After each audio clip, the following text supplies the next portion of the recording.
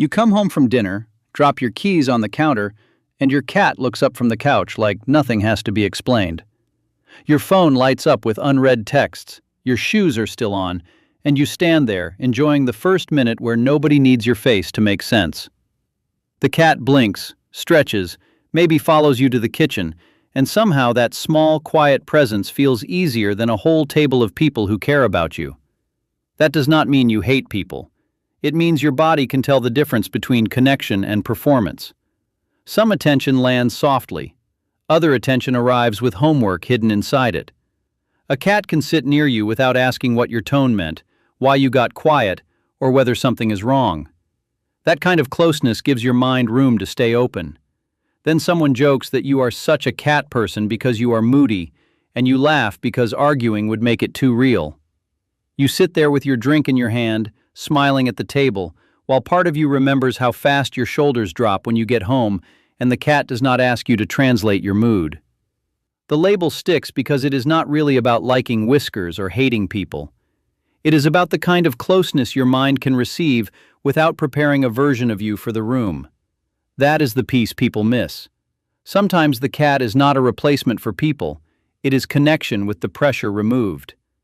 Psychologist Samuel D. Gosling from the University of Texas at Austin found in 2010 in a 4,565-person online study that self-described cat people scored 12% higher in neuroticism and 11% higher in openness than dog people. That does not mean unstable. It means more sensitive to signals and more drawn to subtle, low-force connection. So back at the table, the joke lands too flat. Because the cat is not just easier. The cat may be showing you which kind of closeness your nervous system still trusts. At a family dinner, someone looks across the table and says, "Why are you so quiet tonight?" For half a second, the forks slow down, your aunt glances over, your cousin smirks, and now your face has to look normal before your mouth even answers. You say, "I'm fine," but under the table your shoulders stay tight because the hard part was not talking. The hard part was being read. Maybe the conversation moves on, but your body does not move on with it. That tiny moment had a spotlight inside it. When human attention lands on you, it can carry a hidden test. Are you okay? Are you mad? Are you being rude? Did we do something wrong? Now closeness is no longer just closeness. It becomes a room full of guesses about your inner life. That is why one harmless question can feel expensive. You are not only choosing words, you are managing your face, your tone, your timing, and the emotional weather of everyone watching. Social evaluation is attention with a scoreboard attached. Once that scoreboard appears, the body starts spending energy to stay acceptable. Your breathing gets shallow, your jaw tightens. You answer quickly, not because you are dishonest, but because getting out of the spotlight feels safer than being accurately understood. So when people say, "You never open up," they may be missing the smaller truth. Sometimes opening up is not what drains you. Being watched while you decide how open to be is what drains you. And if human attention can make your body feel tested, then the next question is why a cat's attention can feel so different. You are answering emails late at night while your cat sits beside the laptop, not fixing anything, not asking anything, just being there. If a person sat that close, part of you might start managing the silence. Should you talk, explain your mood, or make them feel included? But the cat shifts its paws, blinks at the screen, and your shoulders drop, because nothing in the room asks you to perform. The inbox is still stressful. What changes is demand. The cat brings contact without a face you have to answer. In the 2002 psychosomatic medicine study, Cardiovascular Reactivity and the Presence of Pets, Friends, and Spouses, The Truth About Cats and Dogs, psychologist Karen Allen from University at Buffalo, State University of New York, found that in 240 married couples, people with pets had lower heart rate and blood pressure reactivity during mental arithmetic and cold pressor stress tasks, and their stress responses were lowest when their pet was present rather than a spouse or friend. That finding matters here because it turns the late-night laptop scene into a body-level explanation. The cat is not solving your stress, but its presence may lower the pressure around the stress. Your fingers hover over the reply. Nothing is fixed, but your chest has one less audience. And once your body trusts that quiet kind of attention, you start noticing another reason cats feel different. They reward the small signals people often miss. You can tell a group chat changed tone from one punctuation mark, and you hate that you noticed it before anyone else did. Later, your cat stops in the hallway, flicks one ear, looks at your hand, and you know to move slower. When the cat finally steps closer and bumps your ankle, the same attention that made you feel ridiculous online suddenly has a clean target. Nothing about that moment feels dramatic. It feels accurate. With people, tiny signals can turn into a courtroom. A delayed reply becomes evidence. A period at the end of a text becomes a temperature change. But with a cat, noticing the small thing actually helps. Your carefulness becomes useful instead of embarrassing. The same sensitivity that feels humiliating with people can become care when it has a safe target.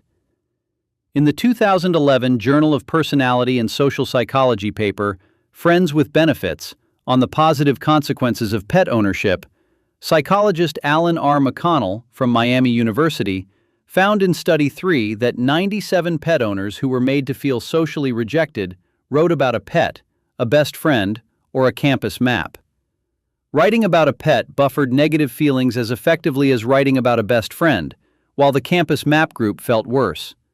This finding matters here because it shows the pet is not just a cute distraction after social pain. For many people, thinking about the pet works like real social support. So when the group chat makes your stomach drop and the cat in the hallway makes you soften your hand, those are not two unrelated versions of you. One kind of attention makes you brace.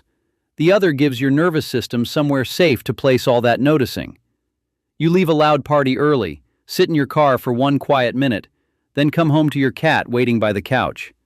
That night, the cat helps you land, feed it, change into sweatpants, and feel your body stop bracing for another question. But another night, you point to the cat as your reason not to answer the text, not to repair the argument, not to go on the date, and not to explain why you pulled away. Same animal, different job. One night, the cat helps your body come down after too much noise. Another night, the cat becomes a socially acceptable door you can close. That difference matters because comfort can restore you, or it can quietly shrink your world. A safe bond should give you somewhere to return from, not somewhere to disappear into. In the 2019 Current Biology paper, Attachment Bonds Between Domestic Cats and Humans, behavioral scientist Kristen R. Vitale from Oregon State University found that in a secure base test with 79 kittens, 64.3% of classifiable kittens showed secure attachment to their caregiver, and in a separate adult cat sample, 65.8% showed secure attachment.